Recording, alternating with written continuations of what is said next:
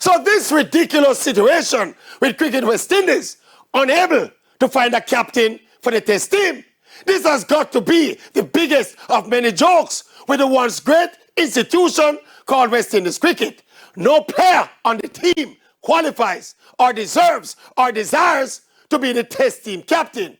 People with 2 and 3 test matches under them belt. People who got dropped from the team. Man out of the team for 2 years. Man lose them place in the team. These are the people who dominate the short list of candidates being considered. What can go so?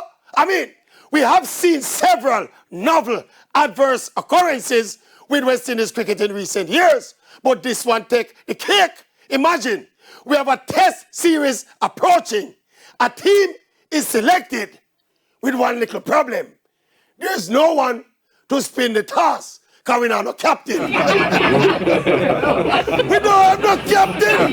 We are sailing a captainless ship.